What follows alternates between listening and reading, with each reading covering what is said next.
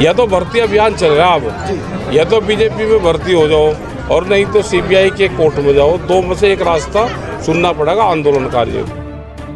ये कहना है कि यहाँ की जमीन जो ये अपने पूर्वजों की धरोहर को रखना चाहते हैं तो सरकार इनसे क्यों छीनना।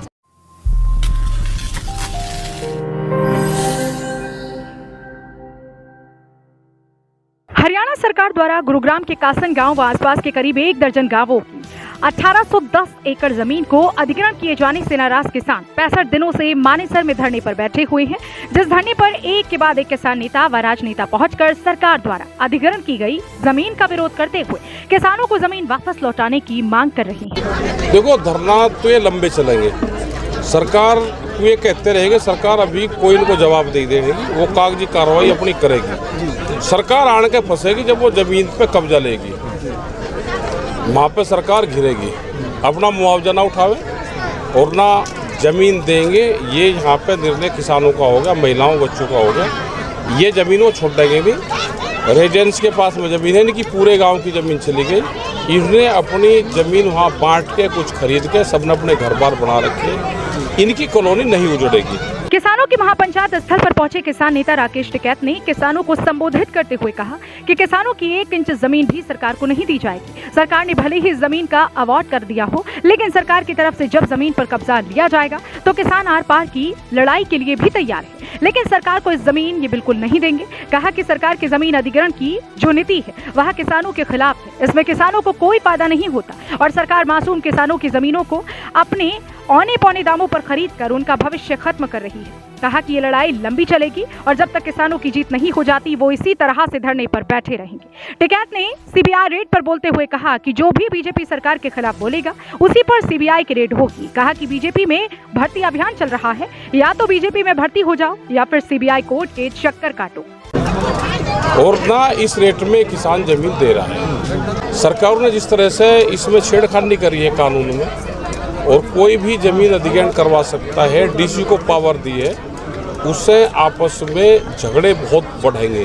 किसान अपनी जमीन नहीं छोड़ेगा, सरकार लेने से आगे। पूरे देश में जा रहे हैं हम और पूरे देश में मीटिंगें हो रही है, चाहे वो फसलों के रेट का सवाल हो या जमीन का सवाल हो, तो ये जितने भी इशू है इस पर सब जगह मीटिंग चल रही है। या तो भर्ती अभियान चल रहा है अब, या तो बीजेपी में भर्ती हो जाओ और नहीं तो सीबीआई के कोर्ट में जाओ। दो में से एक रास्ता चुनना पड़ेगा आंदोलनकारियों को। यही कहना है कि यहाँ की जमीन जो ये अपने पूर्वजों की धरोहर को रखना चाहते हैं तो सरकार इनसे क्यों छीनना चाहती है। ये जमीन नहीं देना चाहते, ना कोई मुआवजा चाहते हैं, तो बस सरकार से यही निवेदन है कि शांतिपूर्ण इनकी जमीनें छोड़ दी जाए और शांतिपूर्ण सभी लोगों को रहने दिया जाए। गौरतलब है कि साल 2011 में HSIDC ने गुरुग्राम के कासन गांव सहित 10 गांवों की 1810 एकड़ जमीन को अधिग्रहण किया था, जिस समय HSIDC द्वारा किसानों को 55 लाख रुपए प्रति एकड़ के हिसाब से किसानों को मुआवजा दिया जा रहा था, लेकिन किसानों ने इस मुआवजा राशि को लेने से इनकार कर दिया और तभी से किसान इस जमीन के अधिग्रहण का विरोध कर रहे हैं। हालांकि सरकार अभी भी किसानों को प्रति एकड़ 55 लाख रुपए दे रही है, लेकिन अब किसानों का आरोप है कि करोड़ों रुपए की बेशकीमती जमीन को सरकार मामूली दामों में खरीद रही है। इसके अलावा किसानों ने यह भी साफ कर दिया है कि इस जमीन को वो सरकार को नहीं देंगे और अगर सरकार किसानों की जमीन लेती है तो सरकार जमीन का रेट 11 करोड़ प्रति एकड़ दे। इसी विरोध में पिछले काफी समय से किसान धरने पर बैठे हुए हैं।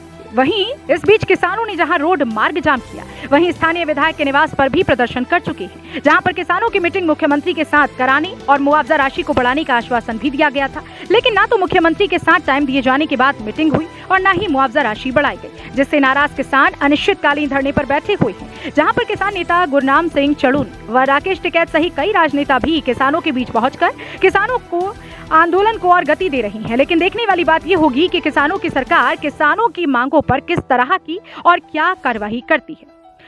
ब्यूरो रिपोर्ट, हरियाणा वरदान, मानेसर, गुरुग्राम। देश व प्रदेश की खबरों को सबसे पहले देखने के लिए हरियाणा वरदान चैनल को सब्सक्राइब करें, लाइक करें व शेयर करें।